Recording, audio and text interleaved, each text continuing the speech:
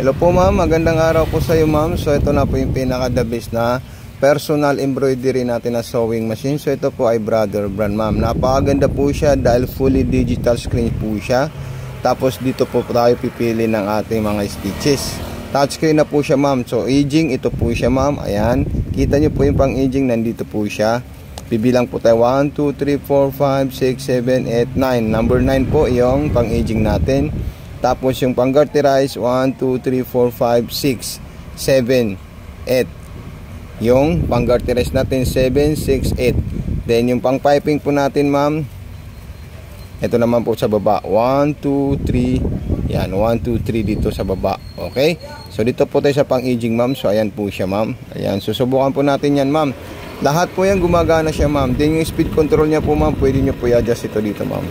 Ayan, para medyo mabagal po yung takbo at performance ng ating sewing machine. Tapos kung gusto niyo naman pong pang garterize, so ito pinakamalapad para sa malalapad na garterize. Dito naman po sa number 7 ay number 6 para po sa makikitid na garterize. Okay, so ito po siya. Tatlong klase po siya ma'am, at meron din po yan para sa mga bra na pang garterize po ma'am. Ayan, okay. Yung pang piping naman po natin, ito po siya. Napakaganda po siya kasi double lock po yan ma'am. At saka may counter lock po siya ma'am. Ganyan po kaganda itong personal embroidery natin na Brother brand po ma'am. Okay, sumunod natin yung isa. Ayan, yung lock naman po niya para sa pang cover stage na sa bandang kaliwa. Ito naman po na sa bandang kanan. So ito po siya ma'am. Ayan, okay. So napakaganda po ito ma'am for beginners and friendly use na sewing machine na personal embroidery po siya ma'am. So okay, so ito na po siya. Ipakita po natin sa inyo yung mga ginawa po niyang pang cover stitch, pang piping, pang aging at pang garterize po ma'am. Okay, so ito tatanggalin po natin yan ma'am insert. So ma'am insert, ito na po siya ma'am insert, yung mga pang cover stitch natin. Ito po yung sa ilalim, napaka solid po siya at napakagandang klaseng stitches po siya ma'am. Ayan, ito po yung pang aging natin ma'am. Ayan, aging stitch po yan. Din garterize na dalawang klase, din yung pang cover stitch na pang piping, tatlong klase. Ayan po sila ma'am.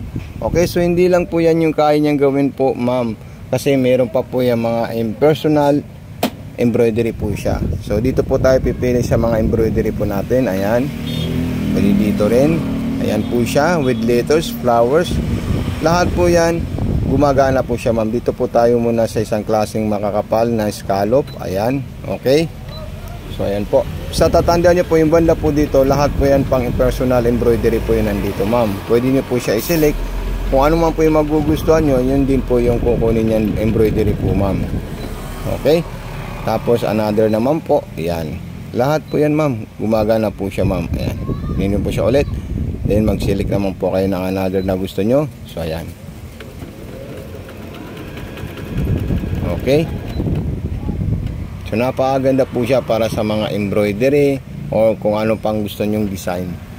So okay po ma'am, so ayan po siya. Kuha tayo ng another embroidery natin ma'am. So ayan, yung mga flowers na magagandang klase. Ayan po siya. Ayan, okay. So ano natin, yung tela natin. So ayan po siya. Ayan, sobrang ganda po ng performance ito. Yung mga border niya, embroidery niya, mga stitches niya, napaka perfect po siya ma'am. Opo, ganun din po ma'am yung price natin doon, nasa 7.5 din po siya ma'am. Okay, so ayan, sobrang ganda po ng perfect ng embroidery ng ating sewing machine. Wala po kayo makikita na ganito kaganda magborda at mag-embroidery na sewing machine. Okay, pag matapos po yan, ipapakita po natin sa inyo yung nagawa niyang embroidery. Okay, so stop natin siya ma'am. Then another naman po na stitches, katulad po sa pangalan po ma'am. Ayan, gagawa tayo ng pangalan, Mato, M-A-T-O. So ayan po siya ma'am, iurong ko lang po siya ma'am. Ayan, then Mato na po yung ano gagawin niya dyan ma'am. Mismong pangalan ko po ang yung pinagawa natin sa kanya. Okay, so tatlong klaseng letra po yan ma'am. Kaya napaka solid ang stitches nito ma'am. Pwede nyo rin po i-recesses po siya ma'am. Ito po meron pong maliit na letra. So mamaya yung maliit na letra naman po yung ipapagawa natin sa kanya ma'am. Ayan po ma'am yung isang klaseng letra na papagawa natin sa kanya, yung maliit na letters. Okay, so dalawang nilagay kong letra, yung isang letters at saka yung isang letter pa na maliit. Yan. Napakaganda po ito ma'am, impersonal po ma'am. Maaliw po kayo sa mga design, embroidery, stitches ng ating sewing machine. So ito na po siya, ipapakita natin sa inyo yung ginawa niyang stitches po ma'am with embroidery po ma'am. So ito na po siya, cut natin.